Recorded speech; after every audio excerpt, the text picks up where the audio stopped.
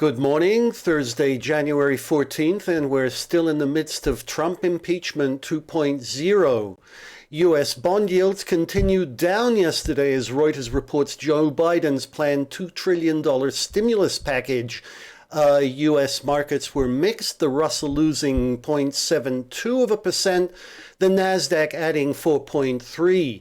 Ahead of tomorrow's quarterly earnings launch, we can see that S&P futures have broken above resistance at 38.14, and that's now providing support. 38.26 should be our next confirmation if it's going to be a good season or not.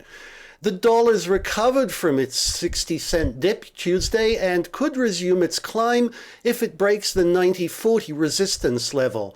Unfortunately, that bearish engulfing candle at the end does not bode well. Yesterday's data showed a pleasing 16.7% increase in mortgage applications week on week and a $1 billion reduction in December's Fed budget balance. On the other hand, we had a drop in consumer inflation to 0.1% month-on-month in December. This afternoon, look out for jobless claims at 12:30 GMT and some words from Fed head Jerome Powell at 5:30. Most major European benchmarks closed marginally up yesterday, with the FTSE, the PSI, and Belgium's BEL 20 down a bit. The euro saw some nachas yesterday, adding about 10 pips on ECB President Lagarde's optimism vis-a-vis economic revival post-COVID. It immediately lost nearly double that, however, on a 20-tick deterioration in German 5-year bonds. Still, European industrial production for November was up 2.5%. That's 0.2 more than October. A quick look at the Euro GBP again is showing that downward channel still in effect, the asset still well below its moving average. Ahead today, the ECB will present its monetary policy statement at 12:30. China overnight reported an excellent $3 billion increase in December's trade surplus, now totaling 78.17, exports reaching a historical high. Apparently the world still needs Chinese goods despite a continuously strengthening yuan. Still, Chinese equities ended down this morning, led by China's A50 with a 2.23% loss. Investors were apparently spooked by corona outbreaks throughout the kingdom. The Hang Seng followed the Nikkei up about 0.8% each as yen futures drop a fifth. That comes in as the nations last night delivered a better than expected 1.5% month-on-month increase in machinery orders and producer inflation rising by 0.5%, that after November's 0.1% contraction.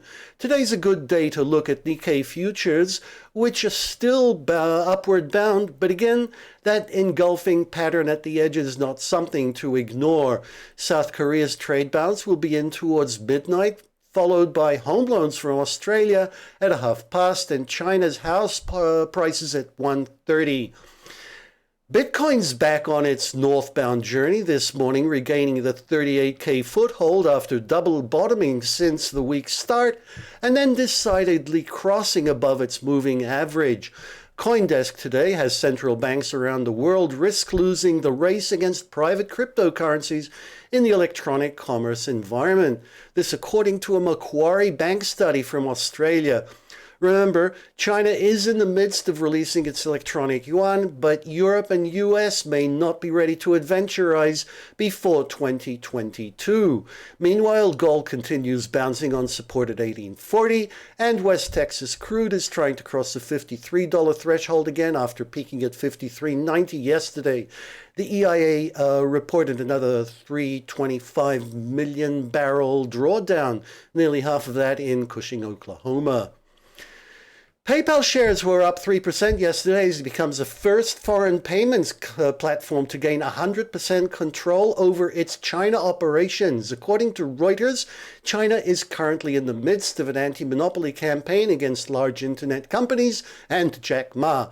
Speaking of which, in Hong Kong, Alibaba was up 5% after reports that the Trump administration was shelving plans to blacklist Chinese tech firms.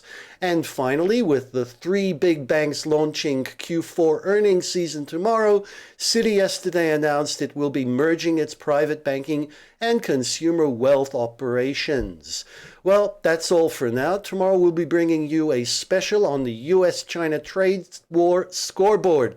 Bye for now.